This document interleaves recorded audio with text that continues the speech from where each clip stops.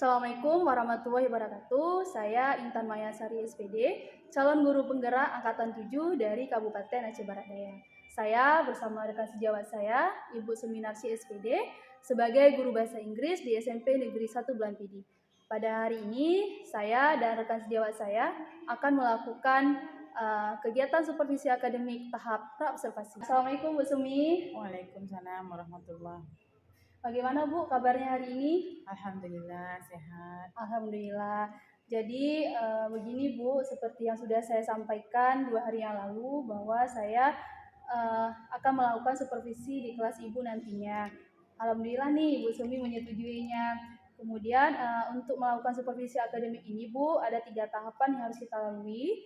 Yang pertama ada pra-observasi, observasi, dan kegiatan pasca observasi yang nanti akan didampingi oleh pengajar praktik. Kemudian hari ini kita akan melakukan tahap pra-observasi Bu.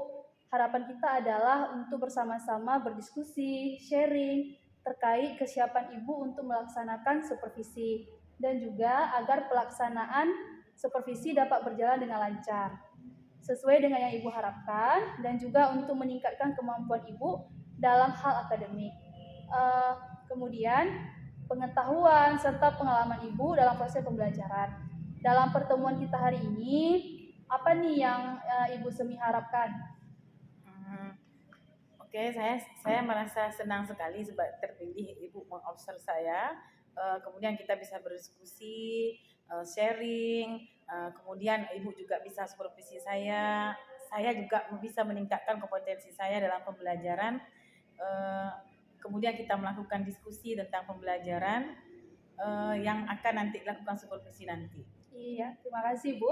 Kemudian jadi yang Ibu harapkan adalah kita hari ini bersama-sama berdiskusi, sharing terkait kesiapan Ibu dalam pelaksanaan supervisi nanti. Oh ya Bu, kalau boleh saya tahu nih, pada saat supervisi nanti Ibu akan menyampaikan materi tentang apa Bu? Ini kan rencana saya akan mengajarkan tentang mas sama mazen yang bisa diaplikasikan untuk siswa dalam kehidupan sehari-hari. Kemudian dalam bahasa Indonesia mengungkapkan larangan dan saran untuk melakukan sesuatu. Iya. Mas and mazen. Baik, berarti terkait materi tentang mas and mazen ya Bu? Ya. Kemudian dari materi tersebut tentu ada tujuan pembelajaran yang akan dicapai oleh murid. Nah, kira-kira apa nih tujuan pembelajarannya? Oke. Ada 3 tujuan pembelajaran. Yang satu diharapkan nanti siswa setelah belajar, siswa dapat memahami penggunaan mas sama mazen dan mazen dalam kehidupan sehari-hari. Kemudian siswa bisa menulis kalimat yang di dalamnya terdapat unsur mas sama mazen. Kemudian yang terakhir siswa bisa mengkomunikasikan dengan teman sekelasnya dan kemudian diharapkan bisa ke kehidupan sehari-hari penggunaan mas sama mazen tadi. Baik, jadi saya ulangi ya Bu, ada 3 tujuan pembelajaran. Yang pertama, siswa mampu memahami penggunaan mas dan mazen, kemudian siswa mampu menulis dan berbicara, serta siswa mampu mengkomunikasikannya. Nah, sangat menarik ya Bu ya, apa yang Ibu sampaikan. Kemudian dari tujuan pembelajaran hari ini, apa nih area pengembangan yang ingin Ibu capai? Dari aspek pengetahuan, kita tahu kalau siswa itu mampu memahami kalau penggunaan mas sama mazen di kelas 8. Kemudian pada aspek keterampilan, kita mengharapkan di sini siswa bisa menulis suatu kalimat atau beberapa kalimat yang menggunakan mas sama mazen. Kemudian tujuan berikutnya kita diharapkan siswa itu bisa berkomunikasi dan menggunakan dalam speaking atau berbicara dengan temannya penggunaan mas sama mazen. Baik, luar biasa sekali nih Bu Sumi. Nah, berarti Ibu ingin mengembangkan aspek pengetahuan dan keterampilan. Kemudian apa saja nih yang sudah Ibu persiapkan untuk supervisi nantinya? Gini Bu, rencana dalam pembelajaran saya akan melakukan pembelajaran yang berdiferensiasi, differentiate, yaitu mencantumkan kompetensi sosial emosional, yaitu yang dikenal di saat ini yaitu KSE, dan budaya positif. Dalam ini saya juga menyertakan LKPD atau worksheet siswa untuk mempersiapkan asesmen untuk siswa. Alhamdulillah ya Bu ya, sepertinya sangat menarik sekali nih apa yang Ibu sampaikan. Walaupun diskusi kita kemarin begitu singkat Bu, saya hanya menyampaikan garis besarnya saja, apa itu berdiferensiasi, KSE, serta budaya positif. Jadi kita sama-sama belajar ya Bu. Iya, iya. Alhamdulillah hari ini ya Bu ya RPP-nya ya. Oke, di sini tergambar RPP-nya Mas sama Mazen, yaitu siswa menggunakan KSE tadi. Oh iya. Mas sama Mazen. Oke. Iya. Nah, berarti RPP udah selesai. Saya lihat memang benar di sini sudah tercantum berdiferensiasi, KSE, serta budaya positif. Nah, kemudian nih kalau boleh saya tahu Bu, kira-kira strategi apa nih yang Ibu gunakan dalam RPP untuk supervisi nanti? Strategi yang saya pakai yaitu ya tadi yang menggunakan pembelajaran berdiferensiasi, kemudian model pembelajarannya discovery learning, kemudian yang saya gunakan ya nanti supaya siswa mampu membuat kalimat-kalimat baru selain dari kalimat yang telah saya contohkan menggunakan Mas sama Mazen. Baik Bu, jadi nanti Ibu akan menggunakan model pembelajaran discovery learning ya Bu ya. Kemudian Ibu juga saya lihat di RPP Ibu sudah mengelompokkan siswanya menjadi 3 kelompok ya Bu, sesuai dengan asesmen diagnostik yang sudah Ibu sampaikan sama saya kemarin. Nah, sesuai dengan gaya belajar siswa, ada itu visual, audio, dan kita akan belajar tentang materi Mas sama Mazen. Jadi strateginya begini Bu, mencoba untuk berdiferensiasi karena berdasarkan asesmen diagnostik, yaitu dengan berdasarkan gaya belajar siswa, yaitu audio, visual, dan kinestetik. Jadi kemudian saya menggunakan laptop dan infocus dengan materi PowerPoint yang telah saya siapkan. Kemudian kan di dalam pembelajaran nanti saya akan tampilkan gambar-gambar. Kemudian saya suruh siswa membuat kalimat sederhana. Kemudian karena sebelumnya kita kan sudah belajar tentang present, simple present. Jadi mereka tinggal mengganti penggunaan mas saja. Gitu. Sementara model pembelajaran saya pakai itu discovery learning. Jadi siswa bisa membuat kalimat-kalimat baru diharapkan nantinya. Sangat menarik nih Bu, luar biasa sekali nih Bu Sumi. Jadi Ibu sudah melakukan pembelajaran berdiferensiasi dengan gaya belajar murid yang heterogen, yaitu ada yang visual, audio, serta kinestetik. Dengan mode pembelajaran discovery learning ya Bu? Iya. Kemudian Ibu sungguh luar biasa. Saya menjadi tidak sabar nih ingin masuk ke kelas nanti ya Bu ya. Terima kasih ya Bu Sumi sudah sangat meluangkan waktunya untuk diskusi dan sharing kita hari ini. Mudah-mudahan ketika pada tahap observasi nanti saya akan masuk kelas. Semoga Ibu ketika dalam proses pembelajaran lancar dan sesuai dengan yang Ibu harapkan. Terima kasih ya Bu Sumi. Ya. Assalamualaikum Bu Sumi. Waalaikumsalam. Assalamualaikum warahmatullahi wabarakatuh.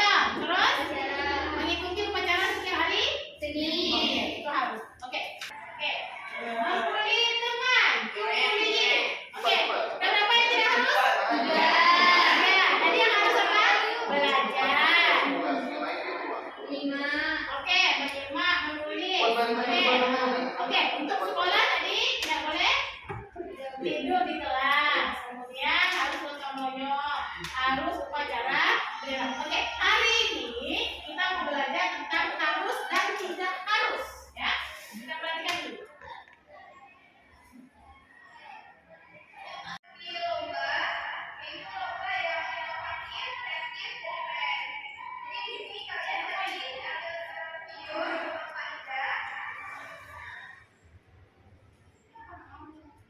Mas and harus.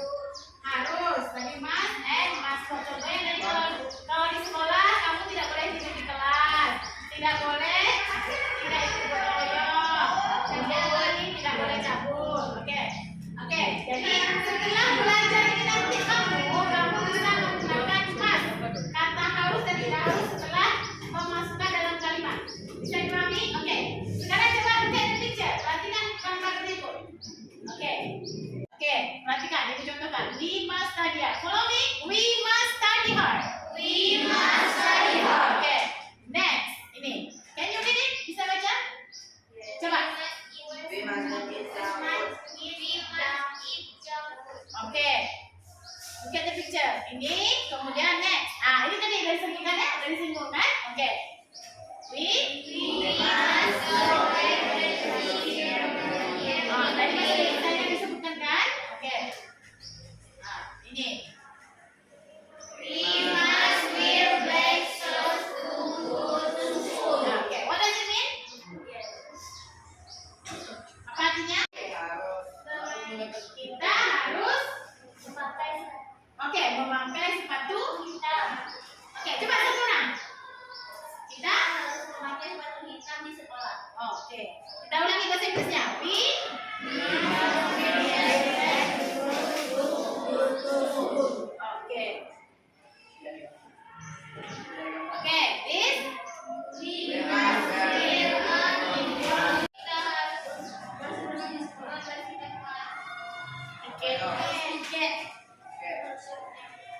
Fokus ke orangnya.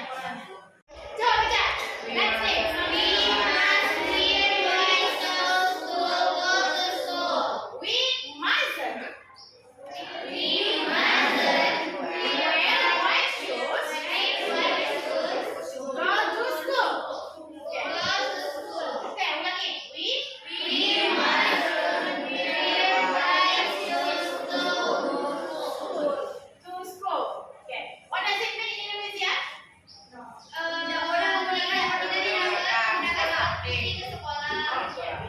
Excellent.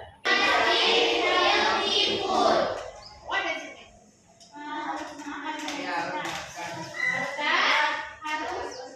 Harus healthy apa healthy? Sehat. Jadi oke. Kita harus datang ke sekolah. Oke, kita ulang. Nurmani. Can you read this? Nurmani. Nurmani berdua sama Haikal. We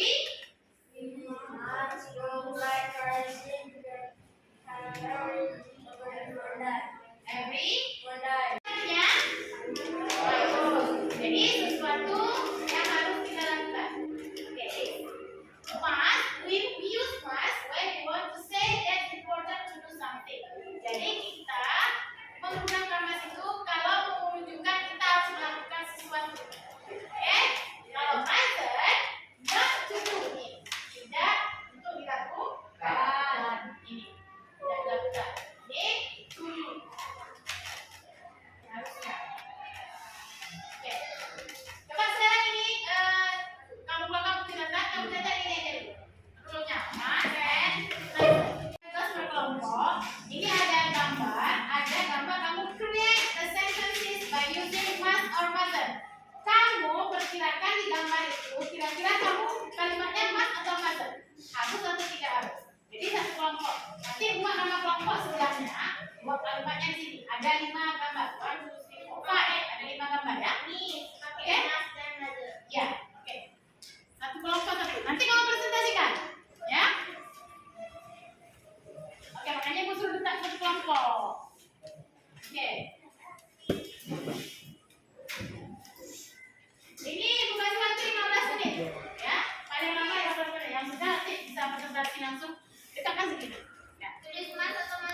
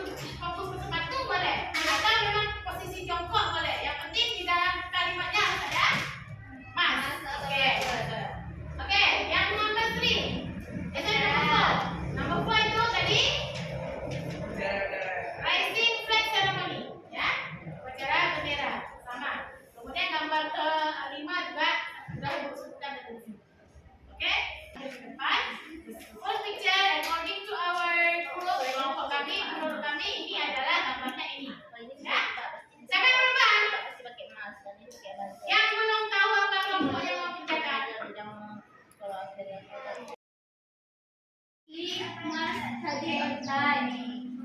We mustn't wear color shirts to go to school. We must wear shirts to go to school. We must carry bunny flag on Monday. We must eat healthy.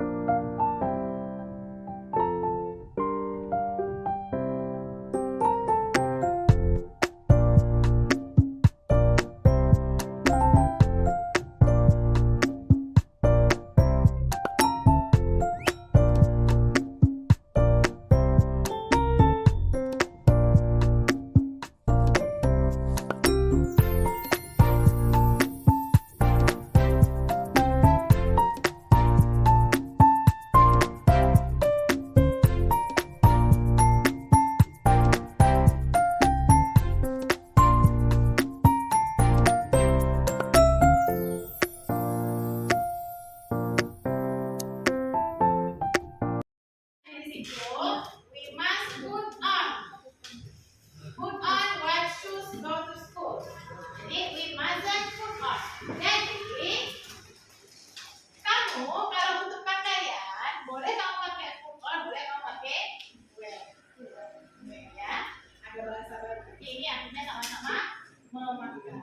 Nanti kamu kenapa ibu itu juga betulkan. Jadi kan ibu bilang bebas kalimatnya. Ya, yang penting kamu maknanya sama. Jadi wear sama put on itu sama. Ya, oke. Fasten ini, oke. Ini kalimatnya fasten shoelace leg. Jadi mengencangkan. Jadi gambarnya itu dia lagi mengencangkan ikatan sepatunya. Apa kalau bahasa Indonesia mengencangkan? Mengikat atau mengikat. Mengikat lebih kuat ya. Oke. Berarti dia prediksi itu gambarnya bukan lagi wear, bukan lagi apa, tapi sudah mengencangkan tali sepatu. Ini ada picture ini. Yang ada dalam picture yang ini ya. Oh di sini nggak ada. Di sini nggak ada mengencangkan. Siapa yang bisa jawab bahasa itu bisa pakai untuk apa? Oke. Untuk menyatakan ada di kerja ya. Ya, harus. Lakukan mother. Tadi contohnya ini contoh dari mas sama mother. Oke, sekarang kira-kira sampai di sini ada pertanyaan? Ada pertanyaan? Oke, kira-kira penggunaan mas itu untuk apa? Mother itu untuk apa? Yang tidak harus dilakukan.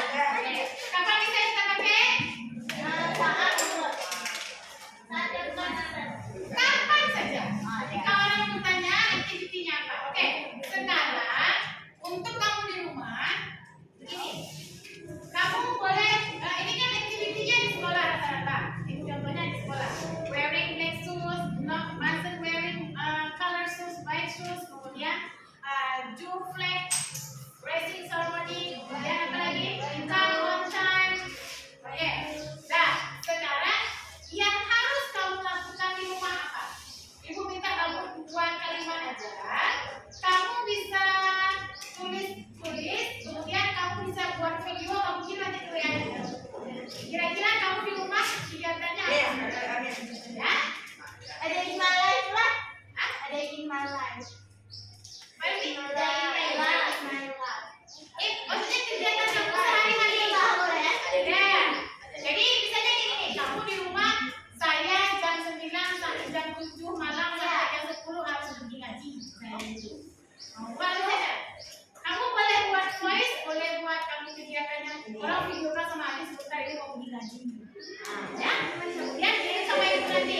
My activity kamu ngomong. I must go to recite Al-Quran atau going to take me out. Kemudian dari jam sekian ya. From 7 to 9. Dua kegiatan. Terus misalnya pagi, kamu misalnya jam 6 sampai setengah 7 harus nyapu. Kamu di sini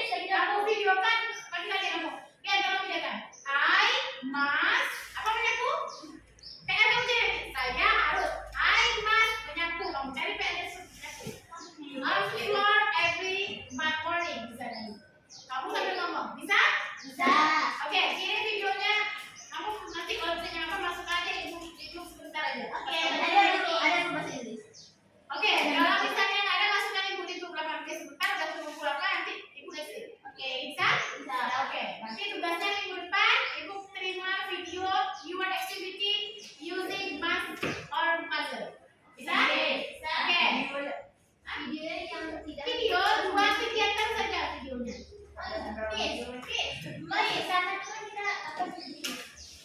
Pertanyaan. Oke, ini selain terbelah apa Mas ada dua-dua atau kalau lazim yang pula. Mas aja. Setuju mas aja ya? Mas aja. Karena kalau orang tua biasanya cenderung anak-anak tuh yang sukanya yang mas aja yang mas. Tapi kalau main game orang tua nggak pernah mas. Oke, no question, tidak ada pertanyaan? Oke, see you. Wassalamualaikum warahmatullahi wabarakatuh. Waalaikumsalam warahmatullahi wabarakatuh.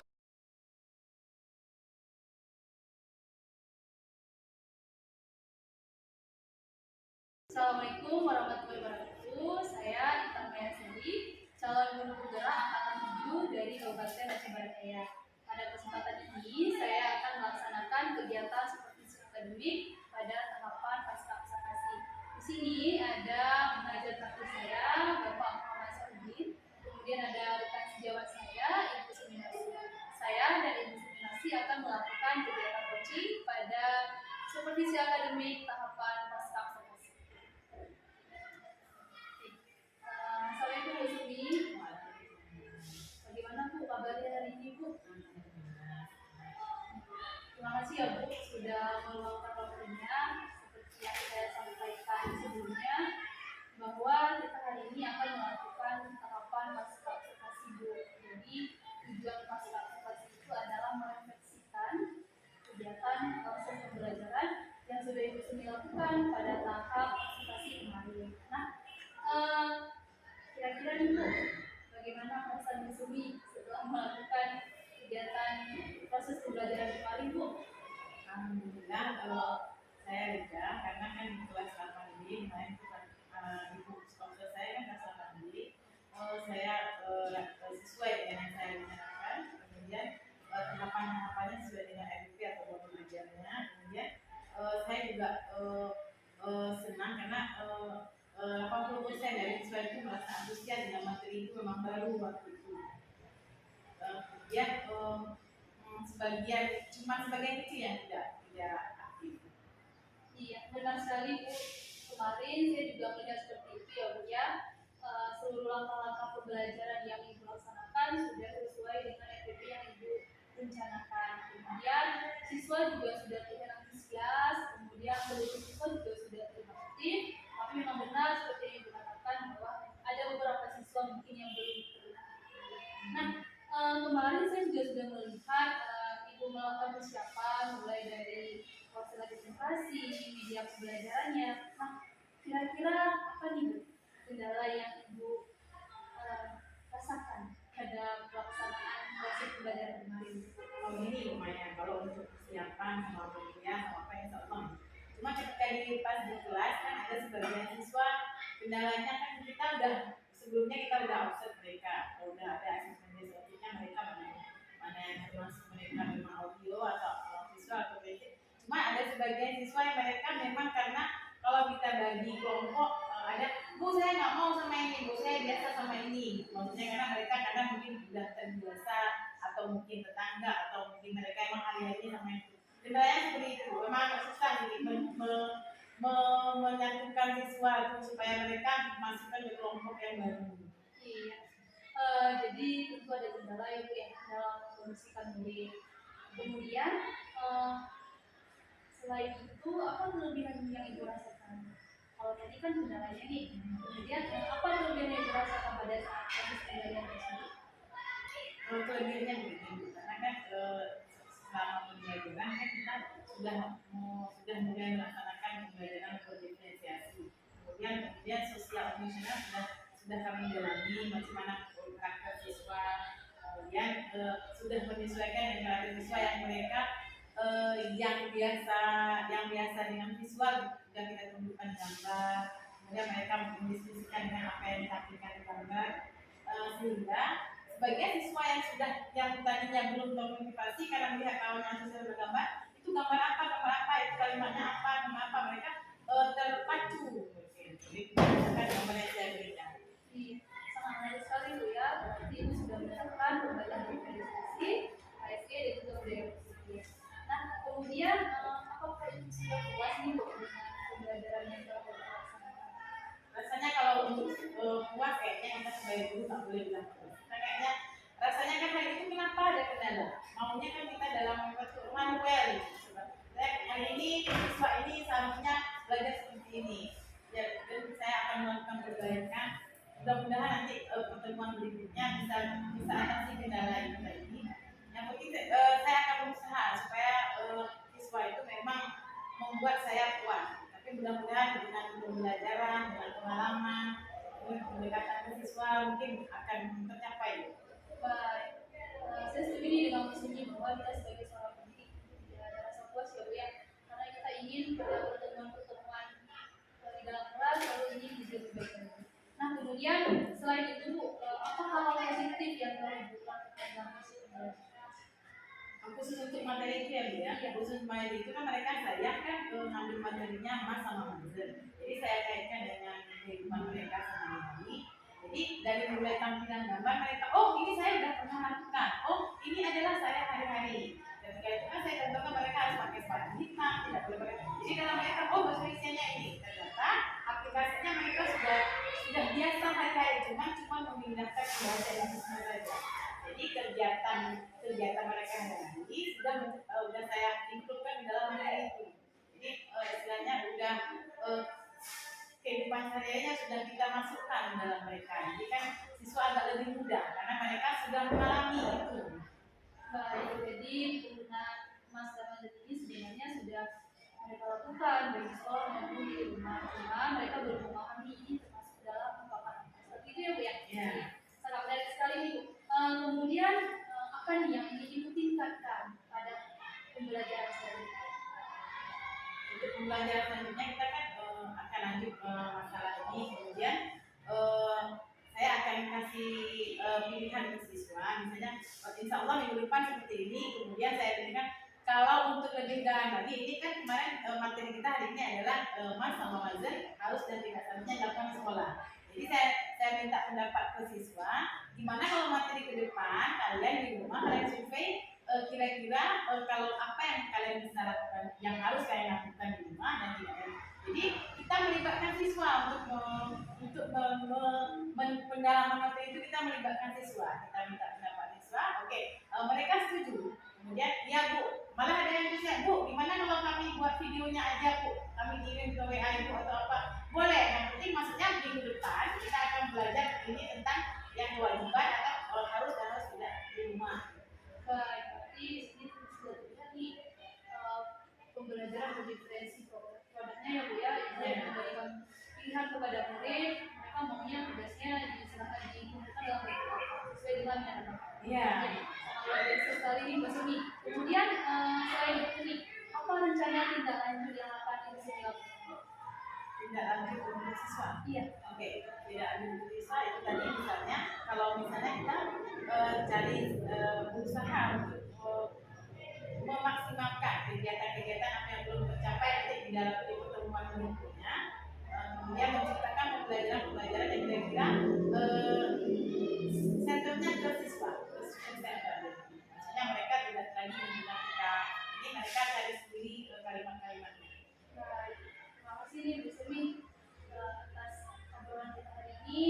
Semoga apa yang Ibu sampaikan bermanfaat bagi kita, bagi murid, kemudian sehingga dalam proses pembelajaran kita bisa lebih menghadirkan pembelajaran lebih berpihak pada murid. Terima kasih Bu Sumi atas waktu luangnya. Terima kasih Pak Zainuddin telah bersama kami hari ini.